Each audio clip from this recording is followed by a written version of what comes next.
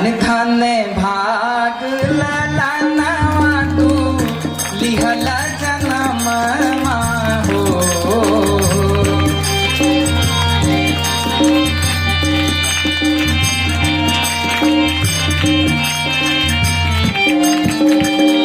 धन धन भाग ललनवा तू लिहल जनम हो। हे ललना उतरल हमरे अंगनवा गगनवा के छनवा हो। हे ललना उतरल हमरे अंगनवा गगनवा के छनवा हो।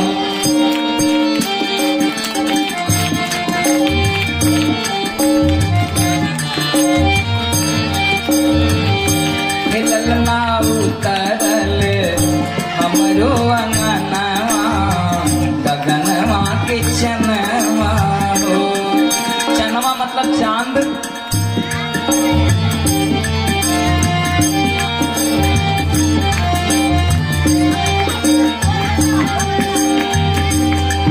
माई कहेली सजावेली बाबू के खिलावेली हो।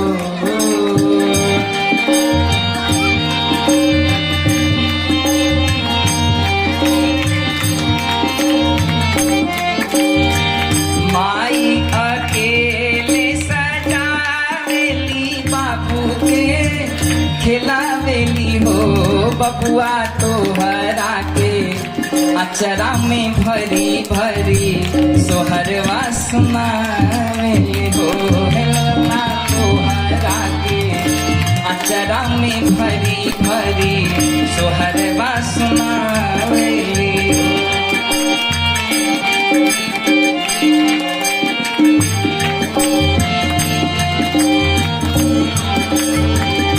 हे ललना आचरा में भरी भरी तोहरा के लोरवा सुनावेली।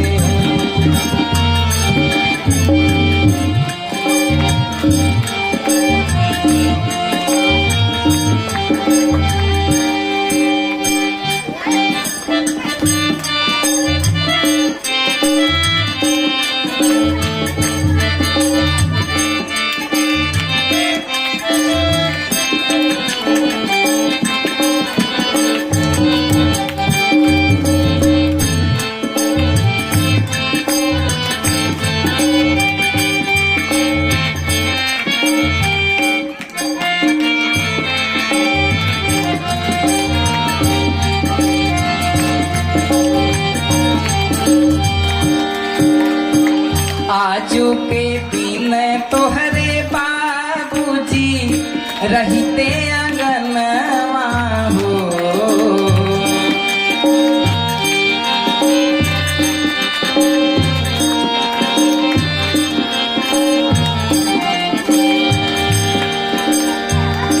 अभिमन्यु जी नहीं है। उत्तरा कह रही है कि आज अगर आपके पिता होते बबुआ तो क्या बात होती। बड़े दुख की बात है। जो बेटा जन्म ले रहा है, कितने रोने की बात है कि उसका बाप नहीं है। उसकी माँ अकेले कितना अपेक्षा रखती है कि रहते तो क्या होता, हम कैसे खिलाते। वही करे भाव है। आजू के दिन तोहरे बाबूजी रहते अंगनवा हो।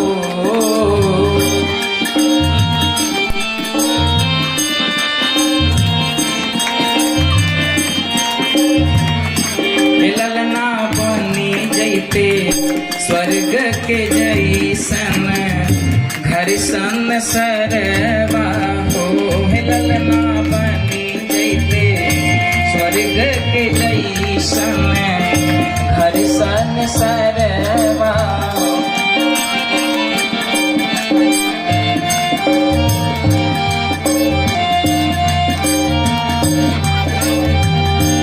ललना बनी जैते स्वर्ग के जैसन घर संसरवा हो।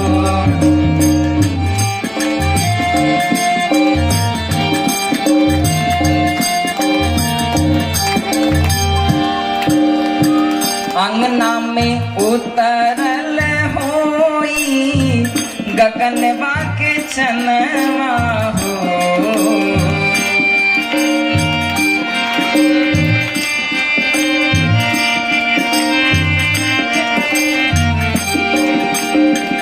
अंगना में उतरल होई गगनवा के चनवा हो ललना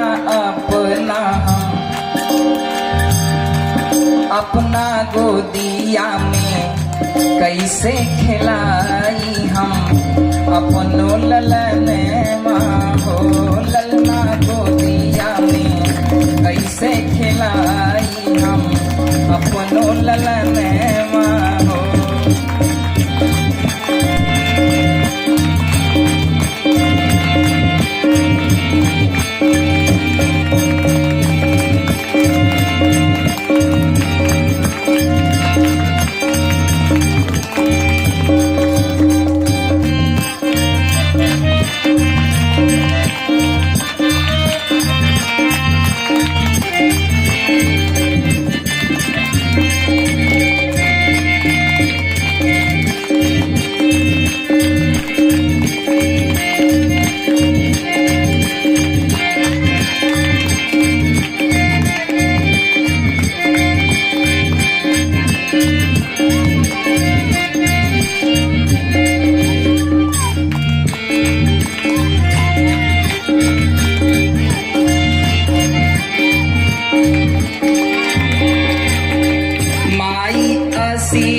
दिली तो हरा के आजू के दिनवा हो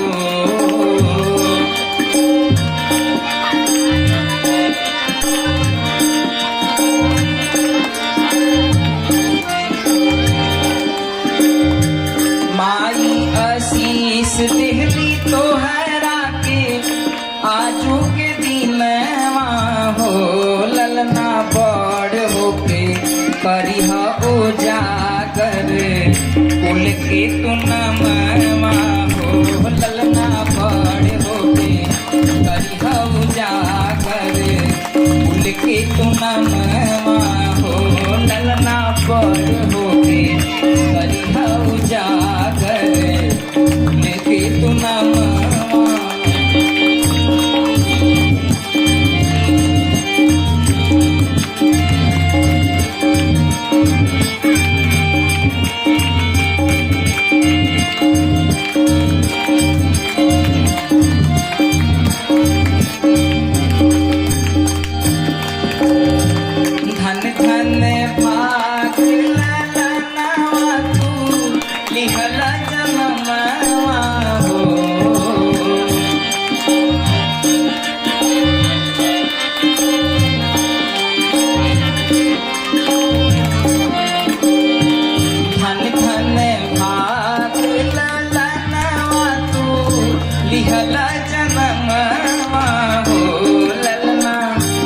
ललना उतरल हमरे अंगनवा गगनवा के चनवा हो ललना उतरल हमरे अंगनवा गगनवा के चनवा हो ललना उतरल हमरे अंगनवा गगनवा के चनवा हो ललना उतरल हमरे अंगनवा गगनवा के चनवा हो। बोलिए श्री भागवत भगवान की। बहुत सारी बधैया है। मैं कल कृष्ण जी का जन्म होगा तो आपको सुनाऊंगा। वो भी हमारे पास 9:15 हो रहे हैं। लगभग मेरे पास 45 मिनट का समय है। तो अब मैं वो कहने जा रहा हूं जिससे भगवान कपिल का जन्म होगा। सर्वप्रथम अभी परीक्षित का जन्म हुआ है और ये कहानी चल रही है नैमिषारण्य क्षेत्र में। आप लोगों को लगेगा कि आगे क्यों, पीछे क्यों, ऐसा क्यों, नहीं। एक जगह कथा नहीं चल रही है, एक कथा को कही जा चुकी है। परीक्षित सुखदेव को अपने प्रश्न बताए हैं। सुखदेव जी महाराज परीक्षित को कथा सुना चुके हैं। नारद जी वेद व्यास जी को कथा सुना चुके हैं। वेद व्यास जी सुखदेव जी को अपनी कथा सुना चुके हैं। शौनक जी को सूत जी अपनी कथा सुना चुके हैं। सुनाया हुआ सुनाया जा रहा है। तो समय समय से अपना अपना ये आएगा, नंबर सबका आता रहता है। यहाँ पे जब परीक्षित का जन्म हो जाता है तो फिर सभी के सभी लोग भीष्म जी के पास चले जाते हैं, जहाँ पे युद्ध क्षेत्र में भीष्म पितामह सरसैया परिचित थे। एक दिन मैंने आपको बताया था कि सोली पे चला दिया गया, उस पे रख दिया गया, पूरा शरीर सुला दिया गया, फिर भी भीष्म अपना प्राण नहीं त्याग पा रहे हैं। कष्ट बहुत है पर अपना प्राण नहीं त्याग पा रहे हैं, इसलिए उनको श्राप मिला था। तो उनके पास पांचों पांडवा गए और जाकर के प्रणाम किए। भगवान कृष्ण भी साथ साथ चले गए।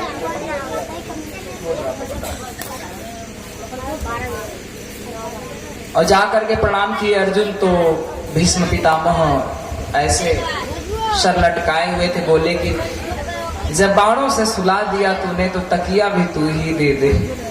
जब बाणों की सैया तूने लगा दिया अर्जुन तो मेरे लिए तकिया भी तू ही लगा दे। एक बाण मारा, तकिया लग गया। तकिया लगने के बाद भीष्म पितामह बोलने लायक हुए सोते सोते। सबको सिखा रहे हैं युधिष्ठिर, युद्ध बहुत हुआ और मैं चाह कर भी इस युद्ध को बचा नहीं पाया। मेरी ऐसी परिस्थिति बन गई। भीष्म पितामह का नाम पहले देवव्रत था, इसलिए कि वो देवताओं के आशीर्वाद से प्रकट हुए थे। कोई साधारण नहीं, साक्षात गंगा जी के लड़के थे देवव्रत। जब देवव्रत ने अपने पिता के लिए, उनके पिता का नाम शांतनु था और शांतनु की पत्नी का नाम, जिससे गंधर्व विवाह हुआ था, उनका नाम था सत्यवती।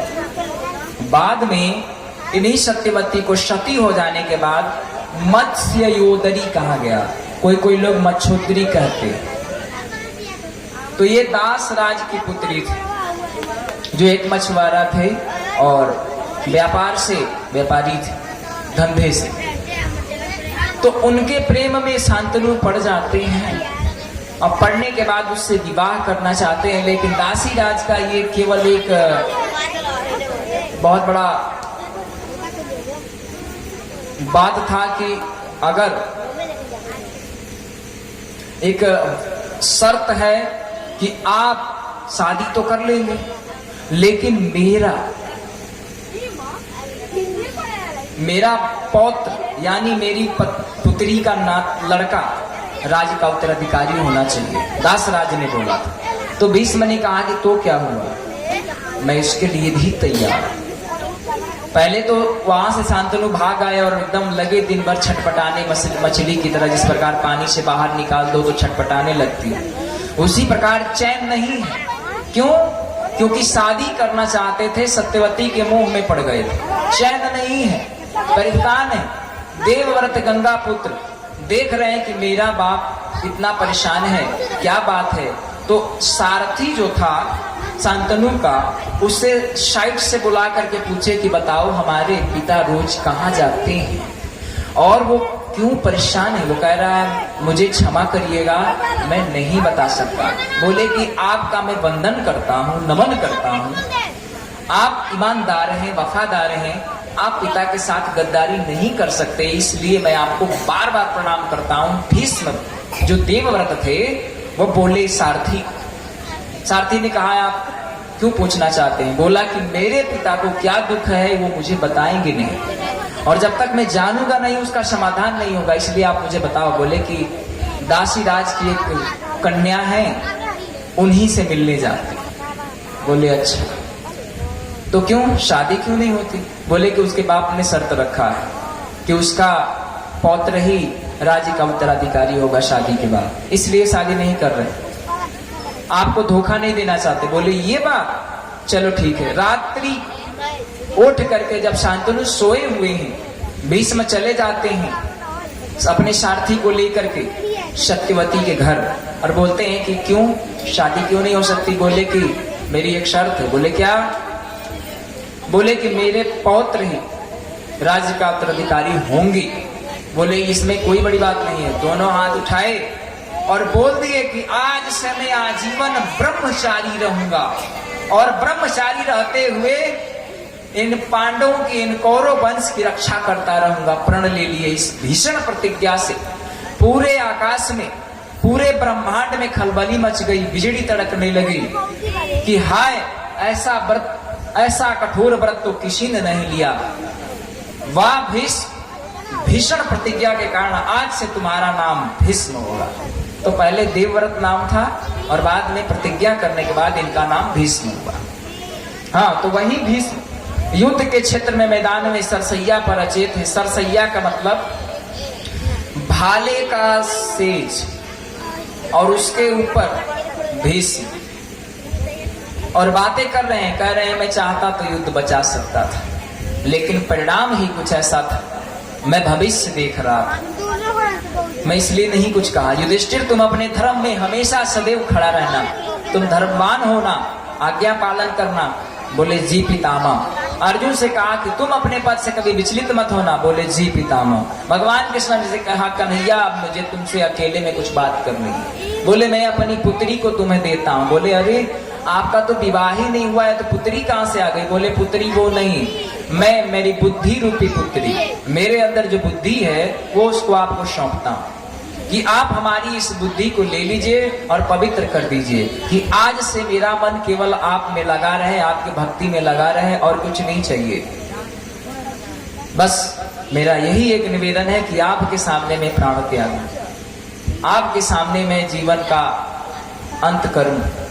और अंत करते करते कुछ समय और बीता तो सबको जब सिखा रहे थे कि हे युधिष्ठिर, हे भीष्म, अगर तुम्हारे सामने किसी का अपमान हो रहा है, कोई किसी की हत्या करना चाहता है, किसी के साथ दुराचार हो रहा है, तो तुम देखोगे तो देखने वाला बहुत बड़ा पापी होता है, देख कर भी उसको रोकना चाहिए।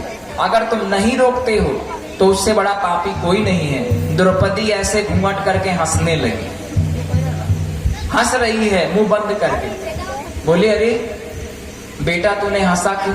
भीष्म पितामह द्रौपदी से कह रहे हैं तुमने हंसा क्यों। बोले कि नहीं पितामह क्षमा करिए, गलती हो गई, हंसी आ गई। बोले नहीं, तुम कुल वधू हो और हमारे वंश परंपराओं की नारियां अकारण हंस नहीं सकती, मजाक नहीं कर सकती, जरूर कुछ बात। बोली कि पितामह आज जो ज्ञान की आप बातें बता रहे हैं कि किसी के सामने पाप हो और उसे देखना नहीं चाहिए, उस समय ये ज्ञान कहाँ था जब मेरी चीर खींची जा रही थी और आपके सामने वो हमको निर्वस्त्र करना चाहते थे, उस समय आप कहाँ थे, कहाँ था आपका ये ज्ञान।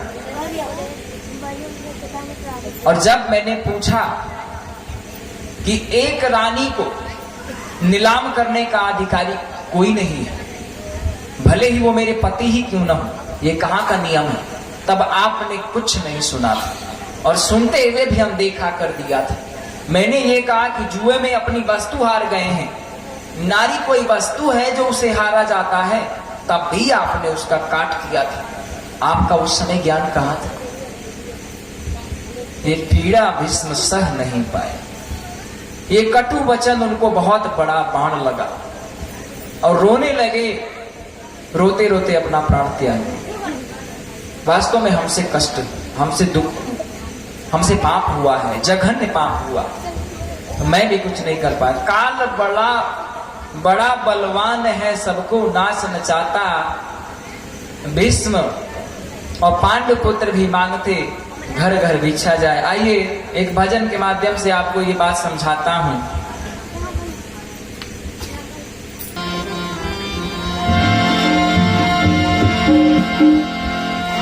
एक दिन जाना होगा जरूर,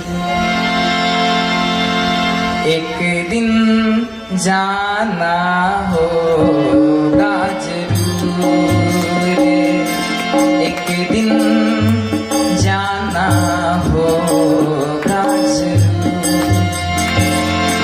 लक्ष्मण राम अमर जो होते,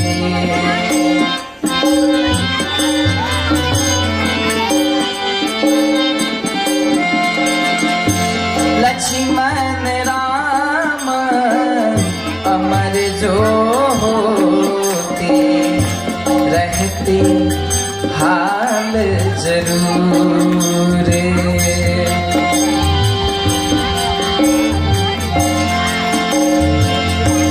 लक्ष्मण राम अमर जो होते, रहते हाल जरूर। ये भी जग में रहने न पाए,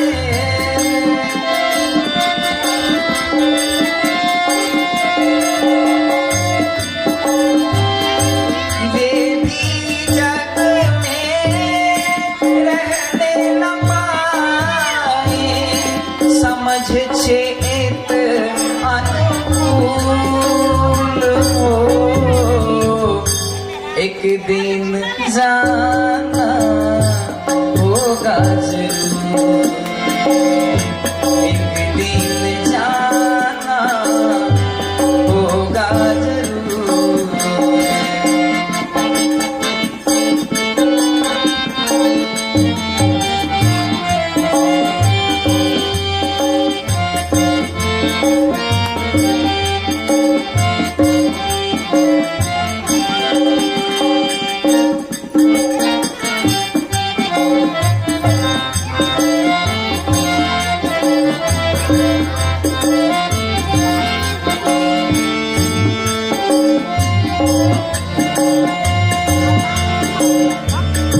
तो काल बड़ा बलवान है, काल बड़ा बलवान है, सबको नाच नचाता।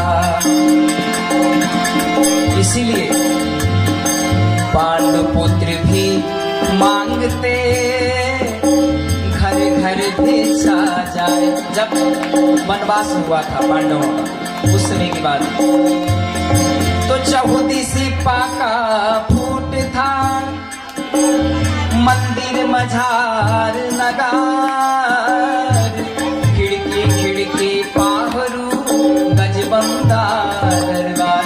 लक्ष्मण राम अमर जो होते,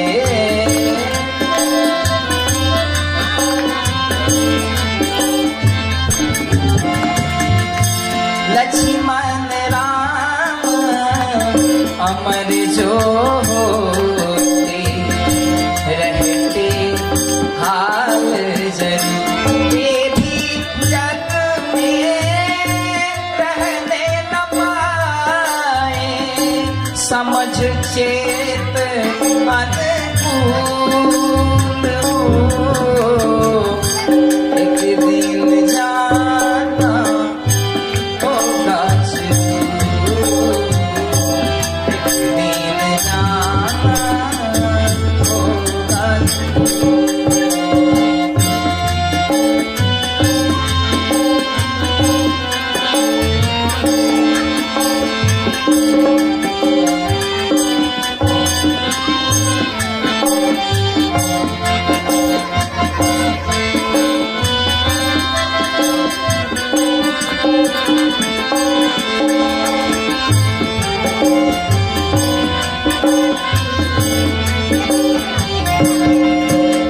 जन्म जिस दिन हुआ समझो, कभी तो मौत भी होगी।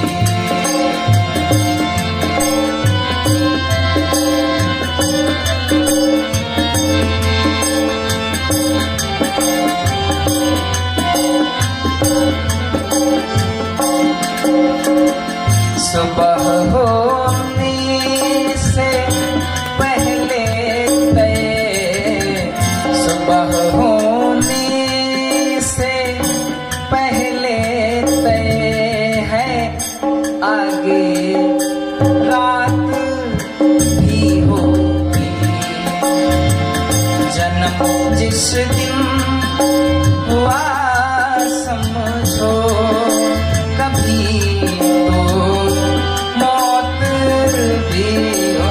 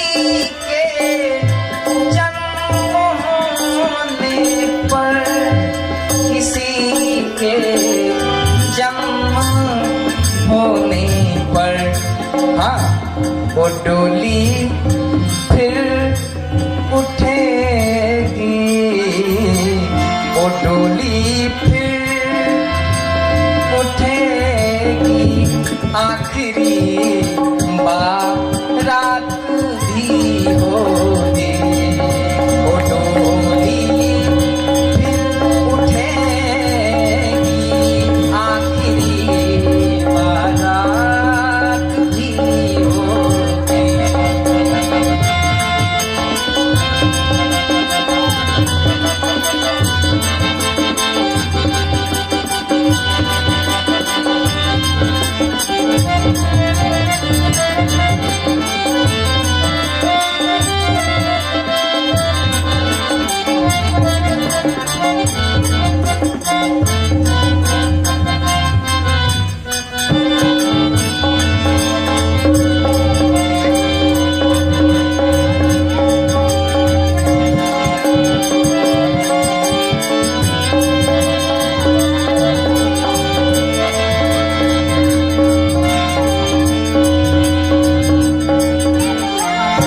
वास्तव में जो जन्म लिया है उसका अंत होना है, और कल भी जन्म होगा भगवान कृष्ण का। लेकिन एक ऐसे व्यक्ति ने जन्म लिया है जो कि एक दिन मरने वाला है, वो है परीक्षित। ज्यादा दिन नहीं लगेगा, बहुत कम दिनों का उनका जीना है।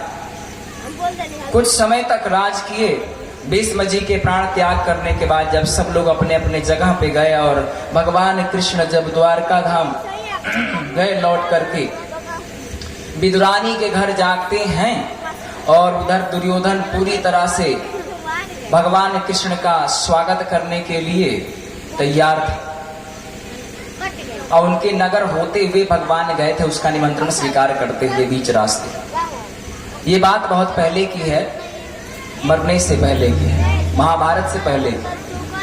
कई प्रकार कई जगह कथा हो रही है, आपको उदाहरण दिया जा रहा है, अभी तक कोई जीवित थोड़ी न है। उदाहरण के साथ ये भागवत में उदाहरण दिया गया है, कहानी के माध्यम से बताया जा रहा है कि भगवान कृष्ण जब द्वारिका में गए थे तो विदुरानी के घर गए थे, और विदुर जी समझ गए थे कि ओहो भगवान इशारा किए हैं तो जरूर आएंगे। और वो चले गए बाजार मार्केट में और जा करके ढूंढने सब कुछ लड्डू मेवा मिष्ठान लेके आ रहे हैं। तब तक भगवान कृष्ण दरवाजा खटखटाए तो विदुरानी ने उस समय स्नान कर रही थी, आई दरवाजे पे खोला और पीढ़ा दे दिया, बैठने के बाद थोड़ी देर में आई, किसी तरह से आई और केला लेकर जो उनके पास था, केला बर्तन लेकर के धो करके रख रही है, बैठी हैं, वो भी भगवान कृष्ण भी बैठे हैं और केला छील रही है। विदुरानी केला छील रही है और छिलका भगवान को पकड़ाए जा रही है और भगवान खाए जा रहे हैं चारा मशीन की तरह, धराए जा रही है, भगवान काटे जा रहे हैं और केला इधर फेंक रही है, छिलका खिलाए जा रही है, उनके तरफ देख रही हैं और केला फेंक रही है, छिलका खिलाए जा रही है। तब तक आए विदुर जी, आए और देखे, अरे तो मूर्ख है, भगवान को छिलका खिला रही है, तुझे होश भी है, तू क्या कर रही है? बोले बोलना मत, बिल्कुल मत बोलिएगा। जो भाव इस छिलके में है, जो मीठापन इस छिलके में है, वो दुर्योधन के मेवा में हमें कभी नहीं मिला था। आज जो इनके हाथों से मुझे छिलका में मिला, तो देखिए कहने का मतलब है कि भगवान को आप भूले से ही सही, आप प्रेम से उनमें डूब करके कुछ भी दे रहे हैं अपने हाथ से, तो भगवान को वो प्रिय होता है। दुर्योधन के माध्यम से आपको समझ जाना चाहिए कि हम एक जगह कहीं इधर ही गांव है पास में रामायण पाठ करने गए थे, तो वहां एक धर्मपत्नी जो है किसी की आई और बोली माता जी की बाबा जी मीठा का भोग लगता है, नमक का भोग नहीं लगता है भगवान। हमने कहा ठीक है, जैसे जिसकी दृष्टि, जैसा जिसका भाव। और यहाँ भगवान कह रहे हैं कि दुर्योधन के मेवा त्याग दिया। इसका मतलब है कि मेवा मिश्री भगवान को प्रिय नहीं है, भगवान को भाव प्रिय है। भाव से छिलका भी भगवान खाएंगे अगर आप खिलाएंगे तो। उसके बाद भगवान अपने नगरी में पहुंचे हैं, वहां एक बहुत बड़ा बवंडर आया विशाल। भगवान बोलने लगे कि देखो तुम लोग सचेत हो जाओ, ज्यादा दिन ज्यादा समय नहीं बचा हुआ है, अब ये पूरी नगरी उजड़ जाएगी, ये सब कुछ समाप्त हो जाएगा, कुछ नहीं बचेगा। और उनके परम धाम जाने के बाद धर्म किसकी शरण में गया, इस उदाहरण के लिए उसको उदाहरण देना पड़ेगा। अभी कहानी और आएगी, ऐसा नहीं है कि भी सब कुछ खत्म हो गया है। देखिए यहाँ पे जब परीक्षित जी कुछ बड़े हुए हैं और अपना राजपाट संभालने लगे हैं, तो एक दिन अपने महल में गए, लाइब्रेरी में। उस लाइब्रेरी में तलवार रखा था, भाला रखा था, पूर्वजों का निशानी, उसे क्या बोलते हैं? म्यूजियम।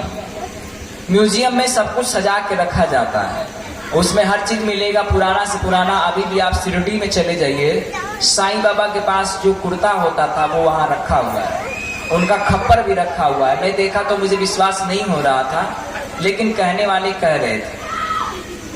तो देखिए अभी भी उन पूर्वजों का हथियार सब रखा हुआ है सजाकर। उस समय उनके घर में महल में म्यूजियम था, वहां पे गए और देख रहे हैं कि बहुत सुंदर मुकुट था। वो मुकुट को पहन कर देखने लगे और पहन करके बोले कि थोड़ा सा वन में जंगल में आखेट खेलने चलते हैं, इसी को पहन के चल दिए। और वन में जंगल में गए और बहुत ज्यादा एक हिरण के पीछे पीछे दौड़ते दौड़ते बिल्कुल भूख प्यास से छटपटाने लगे। चले गए, पास में ही एक जंगल में समीक ऋषि का आश्रम था और कौशिकी नदी थी। कौशिकी नदी के पास वो किनारे अपना आश्रम बना के रह रहे थे। तो जा करके उनके आश्रम में खड़े थे परीक्षित और बहुत प्यास से इनका गला सूख रहा था। बोले अरे महात्मा जी मुझे पानी पिलाइए। महात्मा जी तो अपने ऐसी समाधि में लीन थे, ध्यान में लीन थे कि उनको होश ही नहीं था कि कौन मेरे पास आया, क्या कर रहा है, क्या कर रहा है। बहुत बोले, उनका कोई दोष नहीं था राजा का, बहुत कुछ बोले, नहीं जगे तो सोचे लग रहा है कि मुर्दा है, सर्प की भांति गुलटी मार लिया है, लग रहा है कि मर गया। तो मरा हुआ सर्प जंगल में से ढूंढ के लाए और माला पहना दिए समीक ऋषि के और चले आए लौट के अपने घर। जब शिष्यों ने शिकायत किया श्रृंगी ऋषि से, समीक मुनि के पुत्र श्रृंगी ऋषि हैं, ये श्रृंगी ऋषि दूसरे हैं और ये समीक ऋषि भी दूसरे हैं, और जो राम के समय में थे वो विभांडक ऋषि के लड़के थे, वो श्रृंगी ऋषि जिनकी 2 सींग थी, इनकी कोई सींग नहीं है। तो आप लोगों को भी ये भेद होता होगा कि बहुत से ऐसे नाम हैं, 4-3 भरत हैं, 2 तो दशरथ हैं, 2-3 अज हैं और 12 वशिष्ठ हैं। तो एक जन्म की कहानी नहीं है, कई जन्मों की कहानी है। 14 चतुर्युगी और मनवंतर, 14 मनवंतर में 14 मनु ने लिया है जन्म और इस सृष्टि का पालन किया है। तो देखिए यहाँ पर जब वो घर चले आए और श्रृंगी ऋषि को मालूम हुआ कि इन्होंने मेरे पिता का अपमान करने के लिए उनके गले में मरा हुआ सर्प डाल दिया है, तो उस बेचारे को बहुत क्रोध आया और इतना क्रोधी थे कि अपनी सारी शक्ति लगा दिए। कौशिकी नदी का हाथ में ऐसे जल ले करके और कह रहे हैं कि जिस दुष्ट राजा ने, ये राजा लोग बड़े घमंडी हो गए हैं, इनको जब सत्ता मिल गई तो ये मनमाना विचर रहे हैं, हम लोगों का अपमान कर रहे हैं, इन लोगों को दंड जरूर देना चाहिए। इन लोगों को दंड जब नहीं मिलेगा तब तक इन लोगों को समझ में नहीं आएगा। कौशिकी नदी का जल उठा करके और फेंक दिया। क्या कह रहा है कि जो मेरे पिता का अपमान करने वाले व्यक्ति यहाँ पे बैठे हैं, कहीं भी हैं, जहां कहीं भी हो, उसे आज के 7वें दिन तक्षक सर्प डस लेगा और उसकी मृत्यु हो जाएगी। बोलिए श्री भागवत भगवान की जय। ऐसा घोर शब्द, आसमान हिल गए, धरती हिल गई। ऐसा श्राप जब आए अपने आश्रम में तो मुनि ने पूछा, समीक मुनि ने, कि क्यों, क्या क्या हुआ था यहाँ, मुझे तो पता भी नहीं। बोले कि देखिए परीक्षित आपके गले में मरा हुआ सर्प डाल के चले गए थे, आप ध्यान में मस्त थे, मैंने उनको श्राप दे दिया। बोले श्राप क्यों दिया? बोले कि आपका अपमान किए थे। बोले क्या किया? मैंने कहा कि आज के 7वें दिन वो मर जाएंगे, सर्प डस लेगा। बोले कि अरे दुष्ट मूर्ख बालक, तुमको मैंने ज्ञान सिखाया, तू राजा को श्राप दे दिया, निर्दोष राजा को।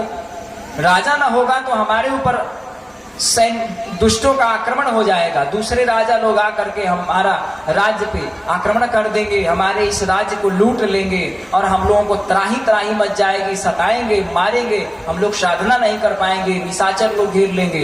इन्हीं राजाओं के बल पे तो हम लोग साधना करके शांति से जंगल में वास करते हैं। तूने उन्हीं को श्राप दे दिया, ओहो तूने बड़ा अपराध किया। ओ मूर्ख, वास्तव में तूने बहुत बड़ा गलत काम किया है। ऐसा दंड के योग्य परीक्षित कदापि नहीं था। वो एक राजा हैं, कदाचित वो हमारे आश्रम में आए तो हमारा दायित्व बनता है कि वो हमारे अतिथि हैं, उनका सेवा सत्कार करा जाए, लेकिन तुमने उनको दंड दे दिया।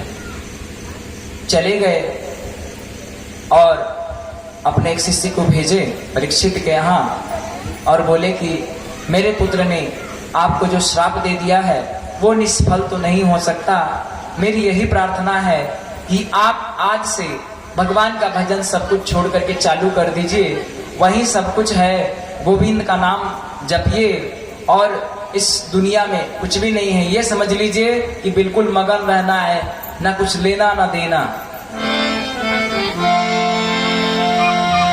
कुछ लेना न देना, मगन रहना, कुछ लेना न देना, मगन रहना।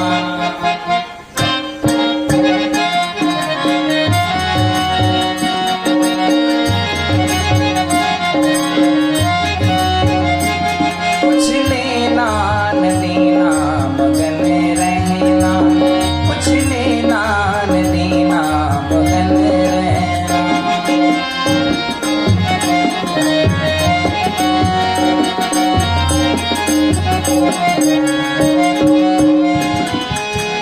गहरी नदिया नाव पुरानी, गहरी नदिया नाव पुरानी,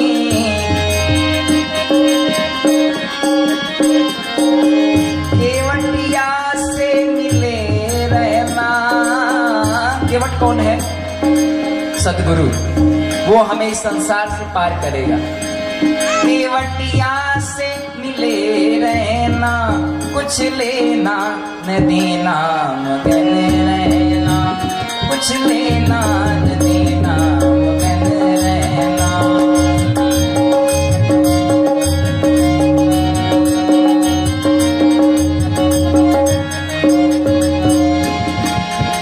तोरे पिया तोरे ये में बसत है, तोरे पिया तोरे ये में बसत है, देखो रे सखी खोल नैना, देखो रे सखी खोल नैना, कुछ लेना न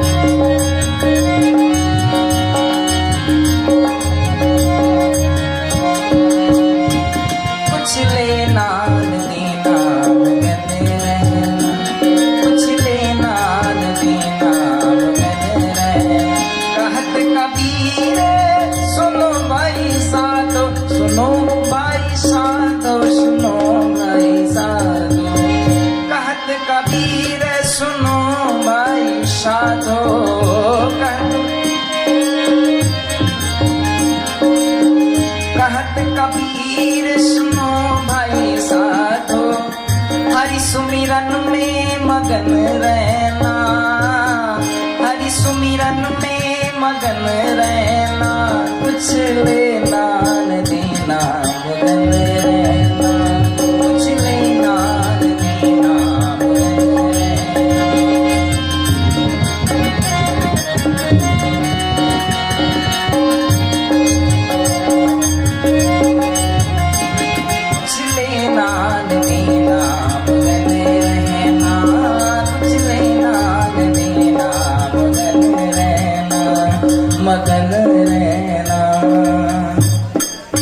कि सब कुछ मोह माया त्याग करके छोड़ करके भगवान का भजन करेंगे। वो जाओ कह देना।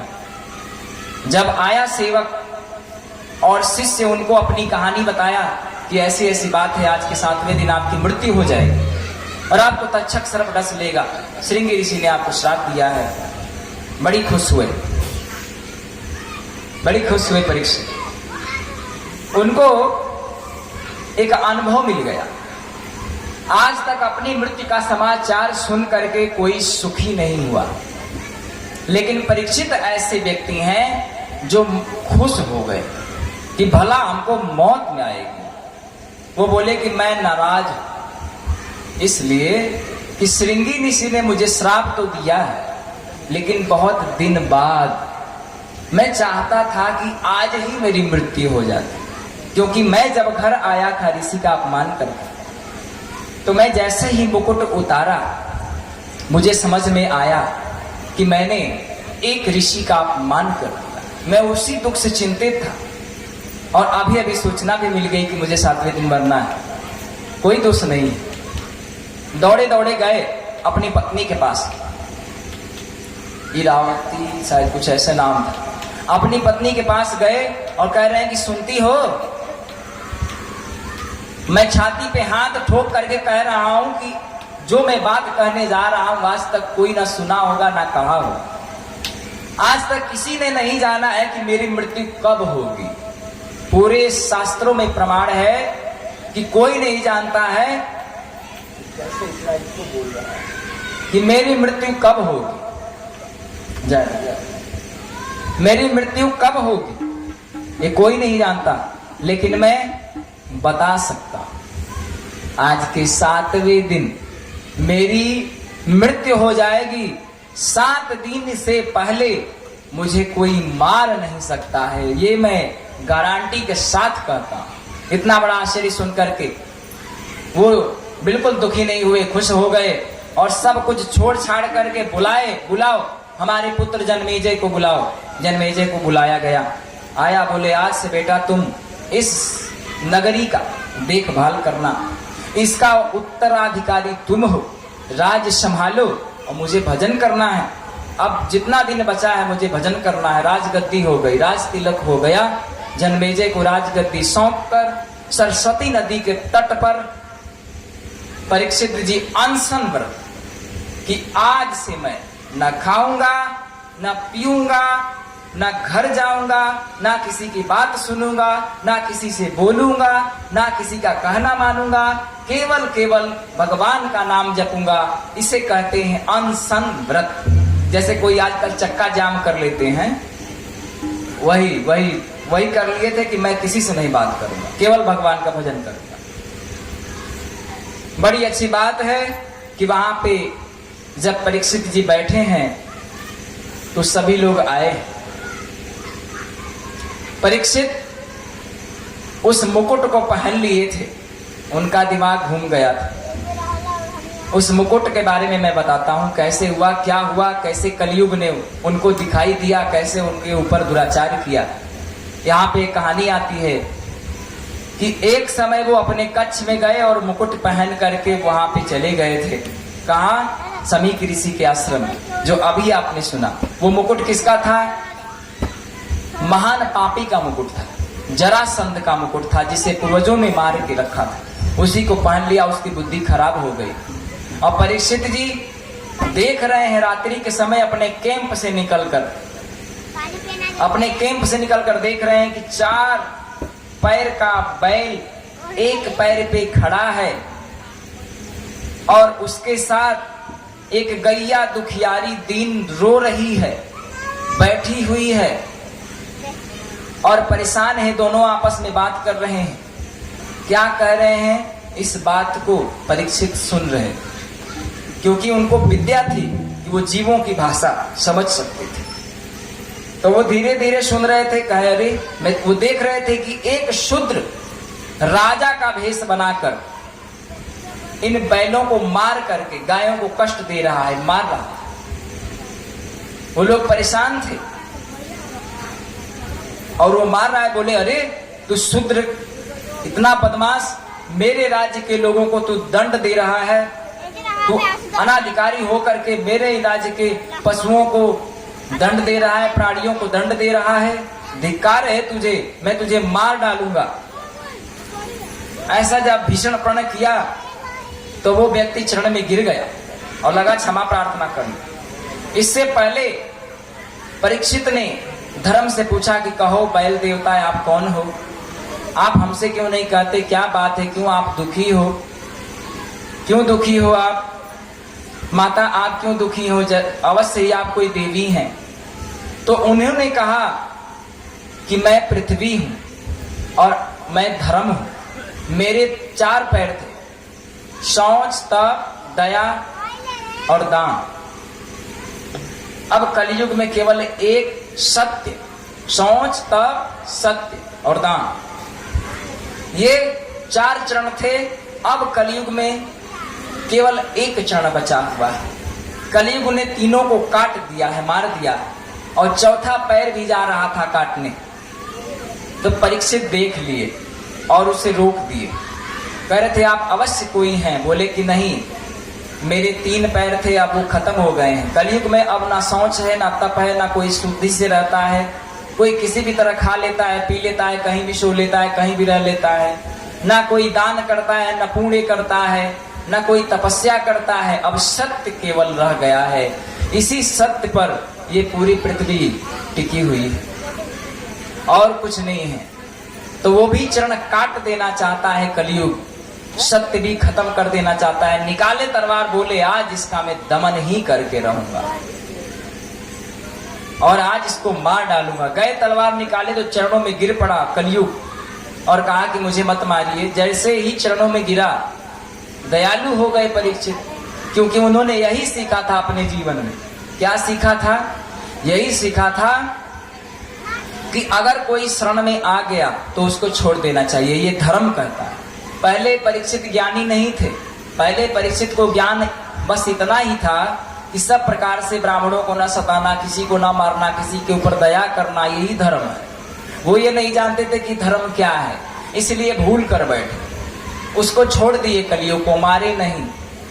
अभी उनको ज्ञान नहीं था और उसने पैर छू दिया, उनकी बुद्धि बिगड़ गई, उसके बस में हो गए। और कलयुग से बोला उन्होंने कि जाओ, मेरे इस राज्य में रहने का तुम्हें कोई अधिकार नहीं है, यहां से तुम छोड़ करके चले जाओ मेरा राज्य। बोला कि ऐसा मत करिए, मैं कहाँ जाऊंगा, कहाँ रहूंगा, मुझे कोई स्थान दे दीजिए, मुझे कोई स्थान दे दीजिए, मैं उसमें रह लूंगा। तो परीक्षित ने कहा ठीक है, तुम्हें स्थान में बतलाता हूं, तुम चिंता ना करो। अब तुम जाओ जहां पे जुआ खेला जाता हो, जहां पे कोठे पे डांस होता हो, जहां पे दुराचार कर्म होता हो, अहिंसा होता हो, वहां तुम जाके रहो। बोले कि आपने तो मुझे और भी नरक में ढकेल दिया, कुछ तो ऐसा अच्छा दे दीजिए जिसमें मैं रहूं। दया आ गई, बोले जाओ, एक स्थान सोना में भी तुम्हारा है, सोने में रहना। जुआ में कलयुग का वास है,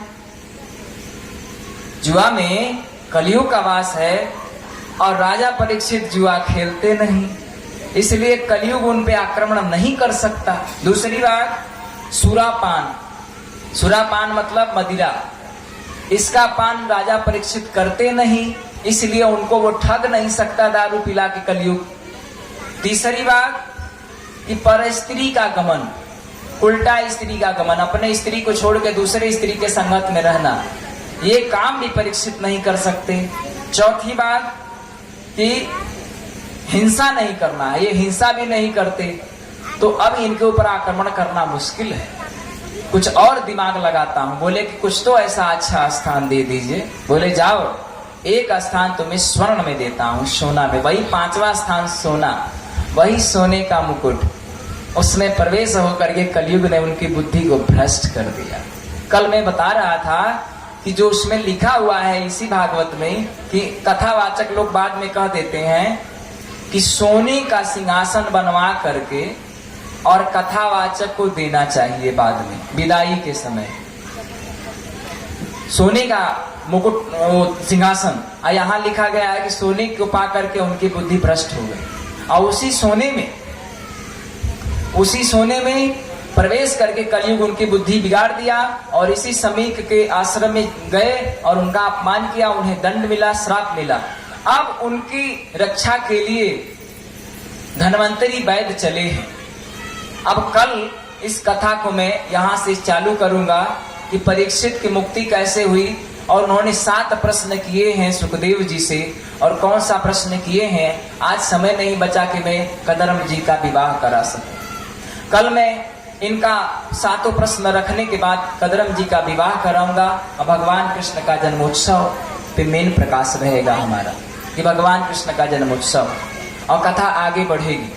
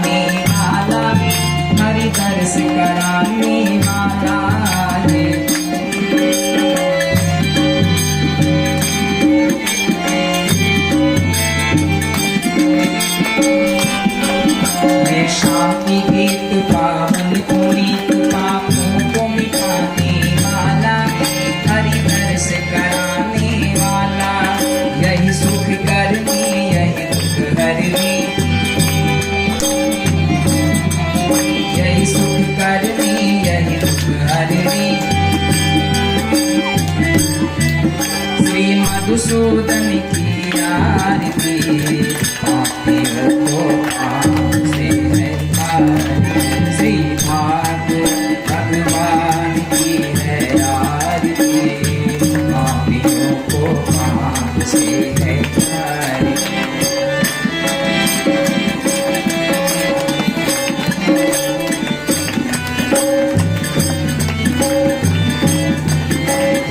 अमर बोल भवबंद खोल सत मार्ग दिखाने वाला बिगड़ी को बनाने वाला